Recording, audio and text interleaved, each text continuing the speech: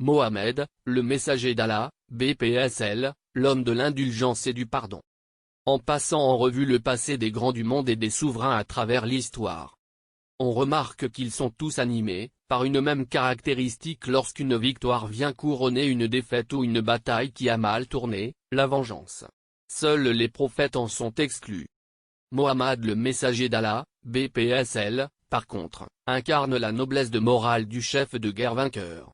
En effet, lorsqu'il est retourné à la Mecque après avoir remporté une victoire inouïe, il n'a jamais pensé à se venger de son peuple. Bien qu'au début de son message, il en ait été expatrié, ses biens lui aient été ravis, il a dû faire face aux pires méfaits de ses habitants, la grandeur de son âme et la finesse de son caractère ne lui ont guère permis de se venger.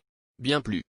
Il a accordé son pardon à tous ceux qui l'ont tyrannisé au moment où il était en mesure de se venger. Il, BPSL, leur a dit, « Je vous pardonne tous, vous êtes libres. » Au fond, c'est l'islam qui a appris à Mohammed et à ses compagnons cette morale noble. Dénudée de toute trace de subjectivité et d'égocentrisme, ainsi que mentionné dans le Coran, accepte ce qu'on t'offre de raisonnable, commande ce qui est convenable et éloigne-toi des ignorants. Al-Araf, 199. Mohammed, BPSL, l'homme de la commodité et de l'aisance. Mohammed, BPSL, aimait faciliter les choses aux gens et dépréciait l'intransigeance. C'est lui qui a dit à ses compagnons, annoncez les bonnes nouvelles aux gens et ne provoquez pas leur aversion, rendez-leur les choses aisées et ne les contraignez pas.